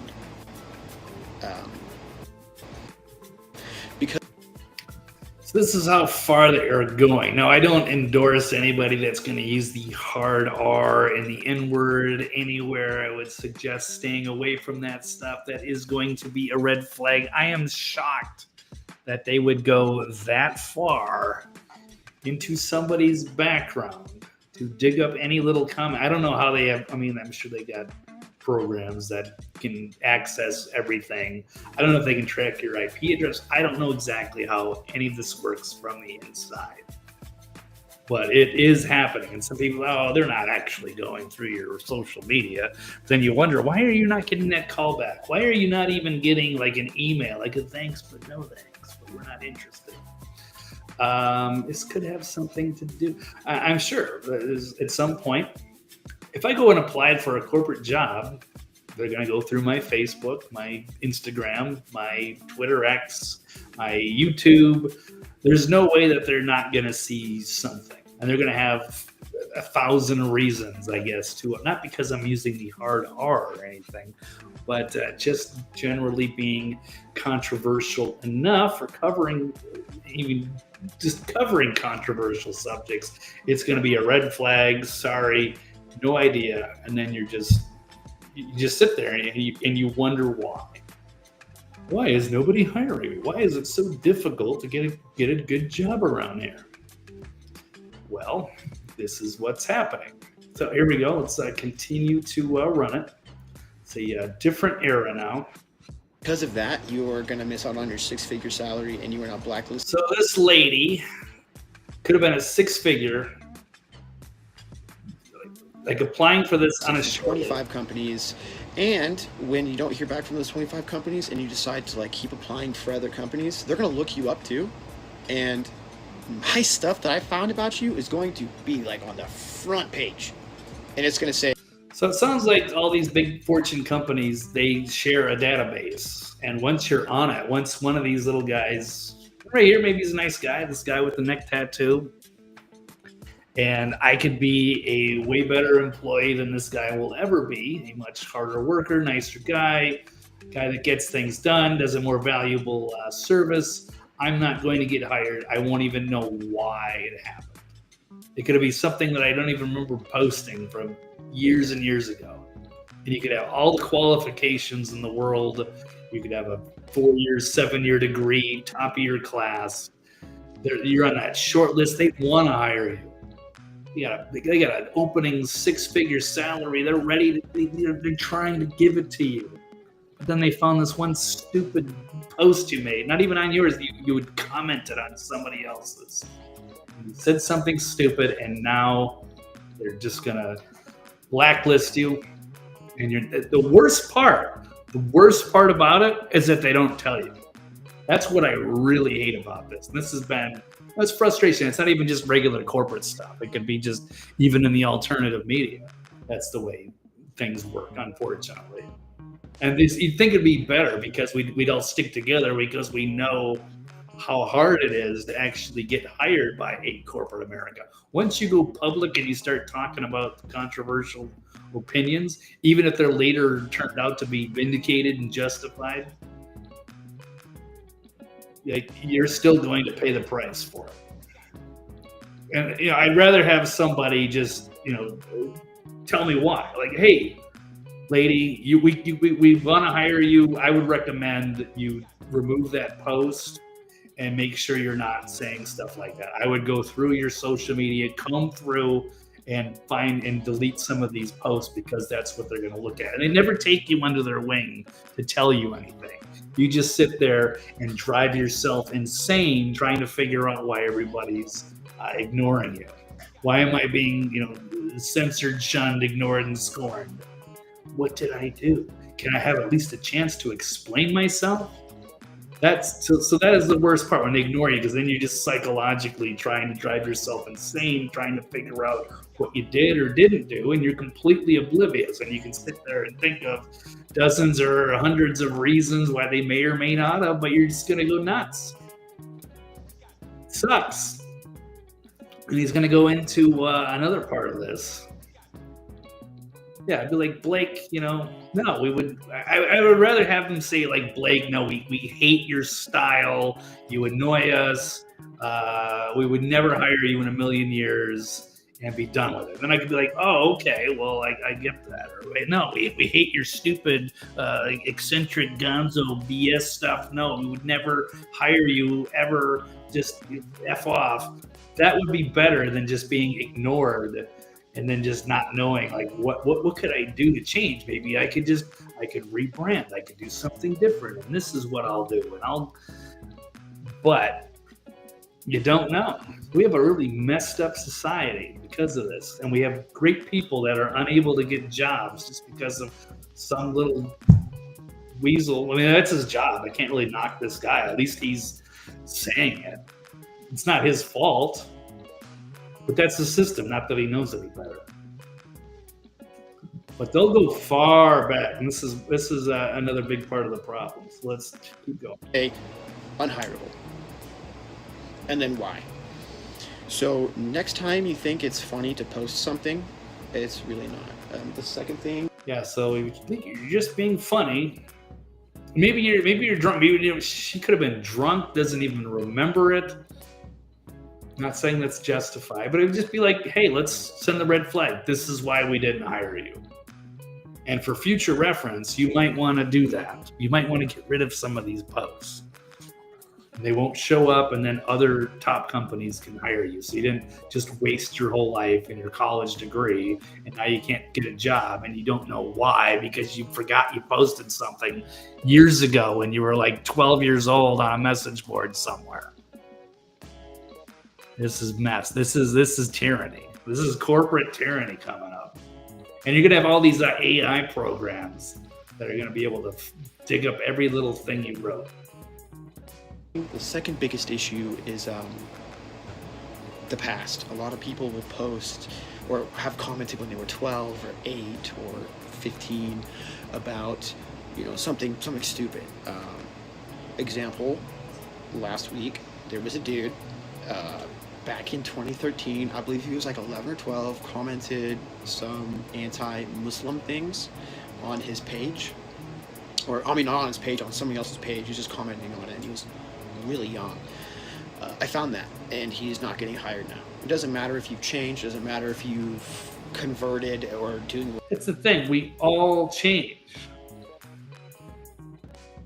You know, I can't imagine, yeah, I mean, we're going back to like times when people were barely even teenagers.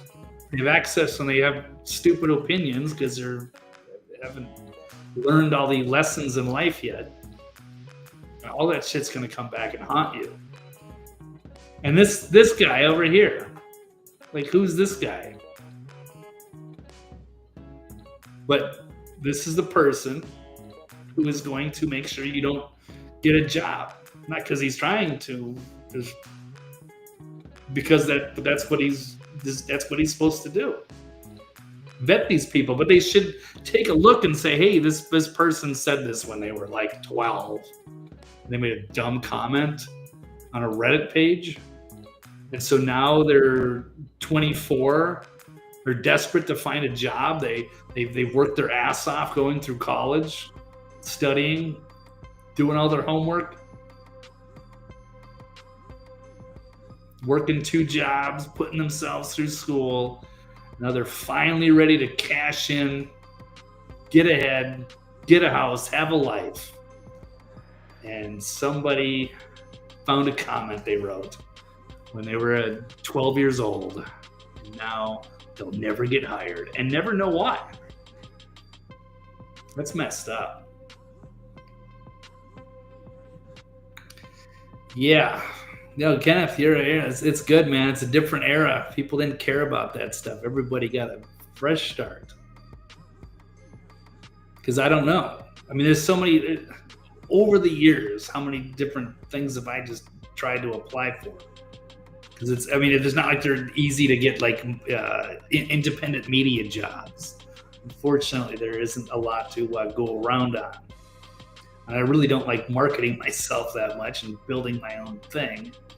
I always just wanted to be part of a network or a team, but I don't have that much control over that.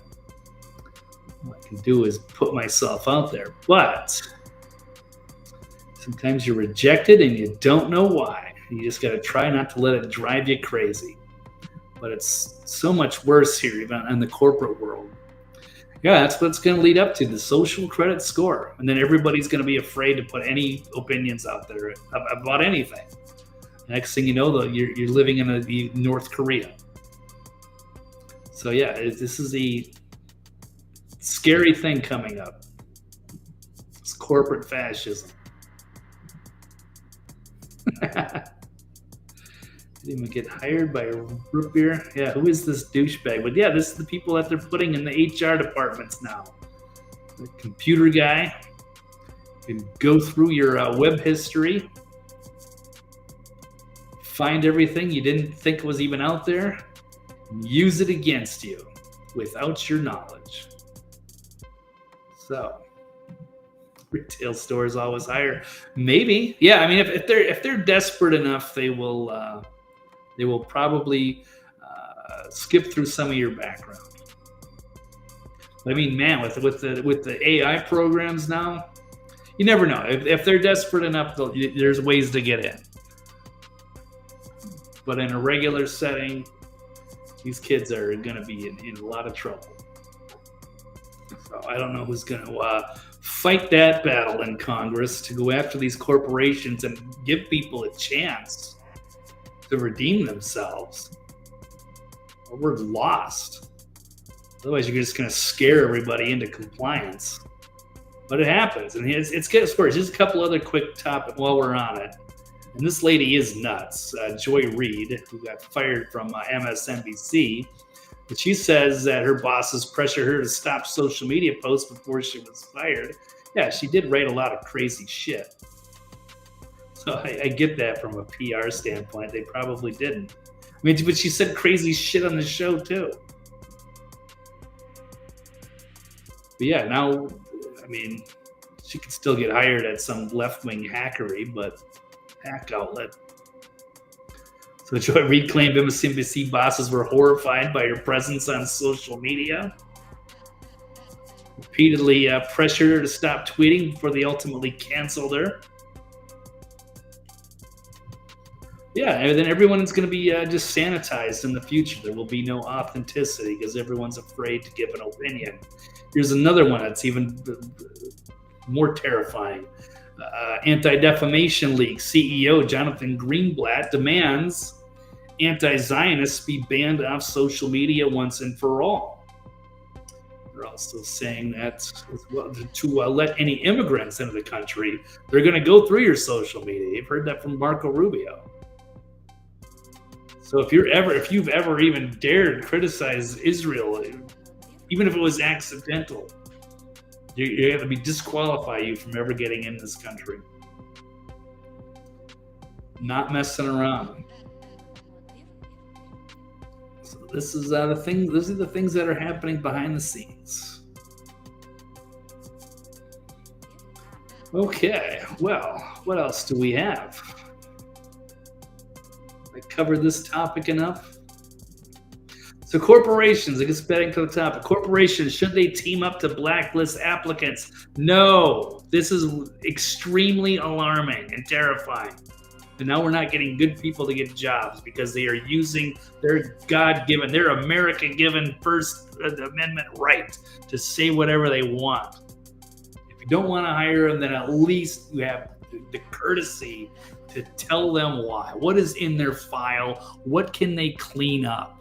And maybe they can give them a room to have an explanation at least. They don't just have to delete it and not explain it, but you can hold somebody. You can just say, hey, I was in a really bad mood. I had just gotten dumped and my dog died and I was in a terrible mood. And I said something stupid to this person because I was all charged up and I forgot about it. But please don't let that be used against me to get this wonderful job as an Amazon delivery driver.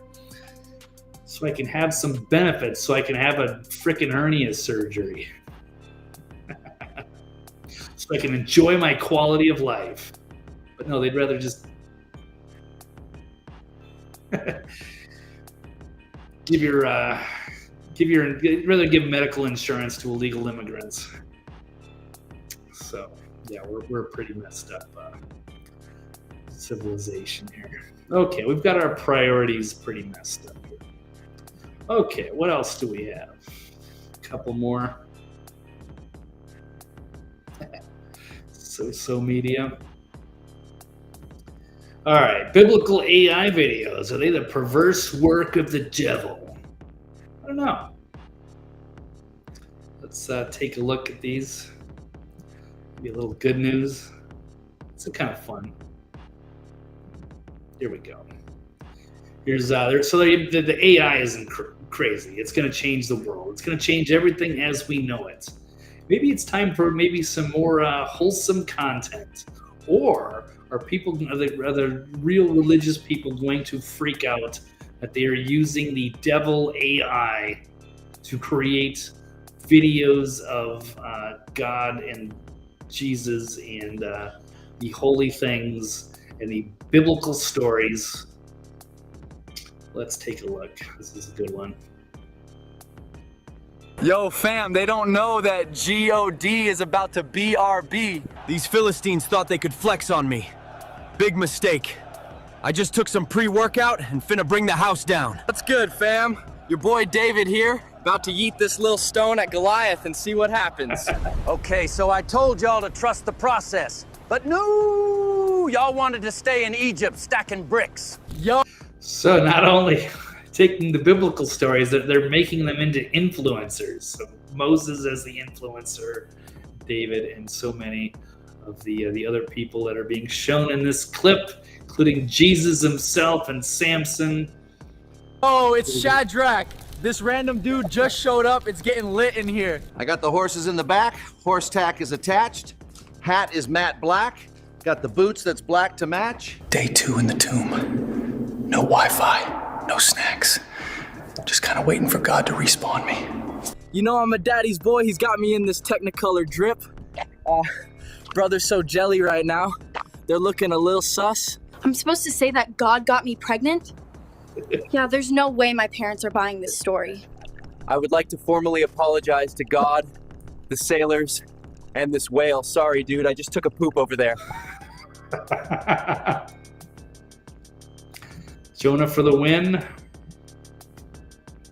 It's good stuff. I mean, I don't know. I think it's actually really cool. I got one more with this Daniel. Let's take a look at one more. Hey everyone, Daniel here. So, the king signed a law banning prayer for 30 days. Obviously, I prayed. Let's see how that goes. All right. Be with Nebuchadnezzar there, I think. They're in Babylon. Guys, it's official. They're throwing me into the lion's den. I'll film what I can, Dre, and if I survive, this is gonna blow up. All right, welcome to my crib. That one's asleep. That one's just staring at me.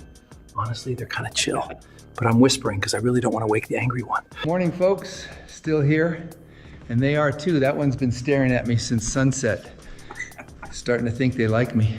All right, made it out. Thank God, literally. If you watch till the end, comment what you think, and hey, maybe I come back if y'all want part 2.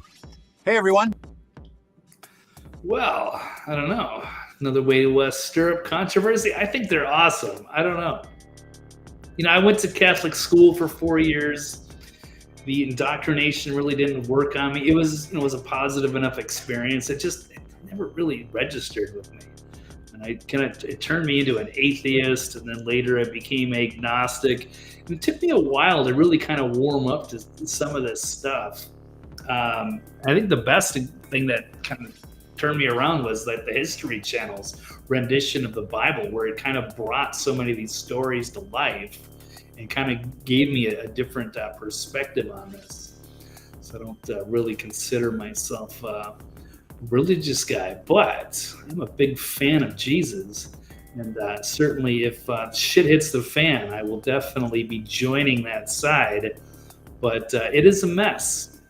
I don't know what's happening, but I think this is good for kids, or for younger adults or anybody. I don't know. Are people going to have a problem with this? Is that this is like satanic because it's artificial intelligence, or some people think that the AI is the devil and the beast system and all of that, and then maybe it's giving a false sense of what things are because, obviously they didn't have influencers, they didn't have phones, but I think it's a hilarious way to do it. So I don't know if it kind of, is this endearing? Is this a positive thing for Christianity or the Bible or any of these religious stories?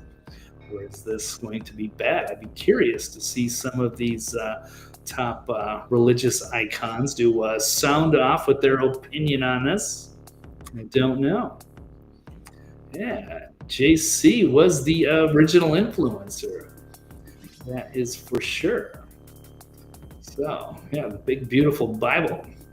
And I'd really like to know what's actually in it. So I would like to see, hopefully, if the AI can actually translate. That would be the ideal thing. If the AI can go and dig up our old history and get like the real, get as much of the original text as they can. Because so much of the problems that I have a lot with the religion and the Bible is that so much of it is kind of, whether it's misunderstood or mistranslated or manipulated. But if you could get some of these original texts, like Jesus, because as he lived in Israel, but he spoke Aramaic, which was the language of the people, versus and he hung out with the sinners as opposed to the what do you call it? The Pharisees who spoke Hebrew, the elites. And then if you can get those texts after it's been translated into from Aramaic to to Greek to Latin to English, you lose a lot of the meaning. So it's hard to say. You can try to figure out what exactly happened, and if it can also. There's so many with all these ancient structures, and some of them I even showed you before, and they found old languages that they can't translate, so maybe they can use AI to really get us a better idea of what actually went down back in those days. We could learn a lot more about our history. We shall see. But I think these are good videos for young people. Maybe get a little more interest. Again, not that I'm a big religious guy or Christian or anything, but I think the stories are good. I think maybe people do need to have a little faith and maybe find the right outlets. Can't go wrong with JC, I suppose. Whatever your views. Well, Jesus was featured on tablets back then, definitely. I'm out with the Stones. Yeah, Keith Richards was here before everybody, too. It's here before Adam, right? Okay, well, what else do we have? Any other topics? So with biblical AI videos, are they the perverse? Did I spell that right? I'm gonna have to double check on that. I might have screwed that up. I'm gonna take a look there. The AI to do spell check. The perverse work of the devil. I don't know.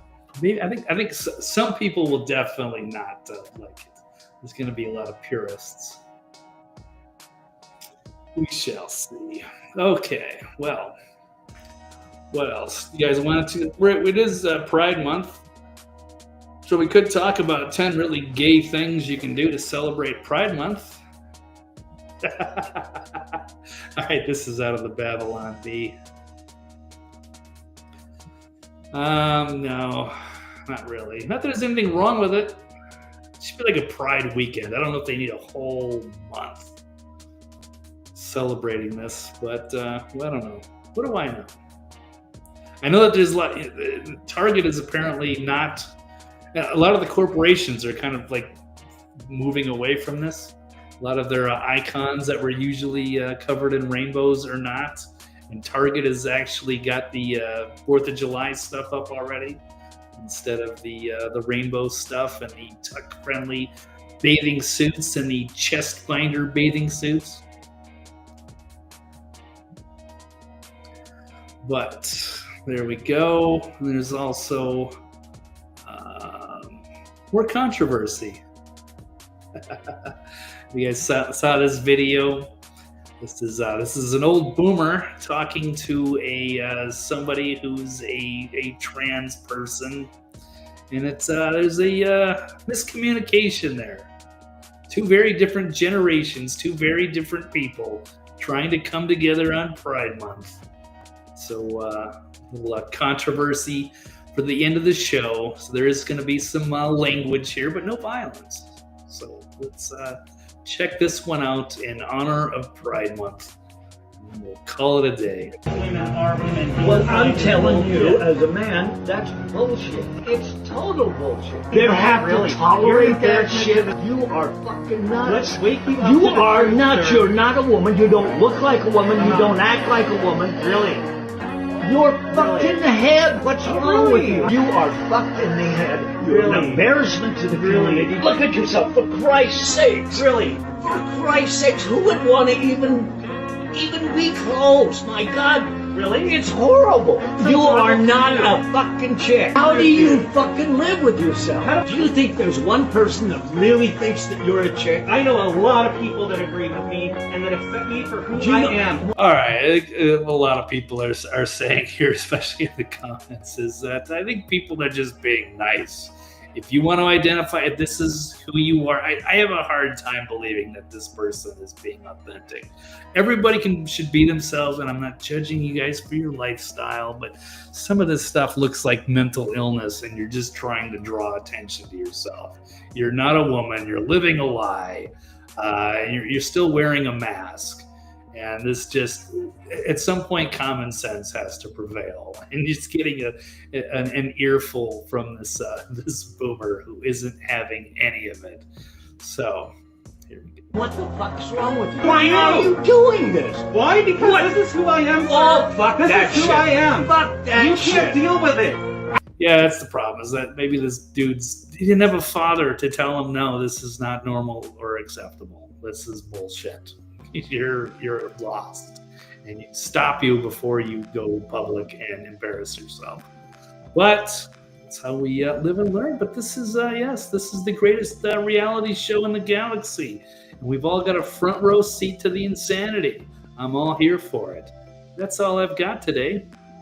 Thank you so much, Kenneth and TK Mark and everybody out there lurking or watching the replay. Thank you all for your support. Please like and subscribe. We'll see what controversy is brewing next time, which I will be scheduling hopefully at the regular time at Thursday, 4 o'clock or 4:05 Eastern Standard Time, and we shall see. Other than that, that's all I've got for today. Should be back on for Toxically Masculine Tuesday tonight at 9 o'clock. I'm not 100% if Mike Barra is going to be there, but I think we're probably scheduled to go with, myself and Trail Boss Steve Doran and Dr. Brooks Agnew. Get into all this World War III stuff and many other controversial subjects at this roundtable. Best roundtable on the internet. So that's all I've got. Thank you so much. All right, guys, you have a wonderful day, and we'll catch you next time. I'm out.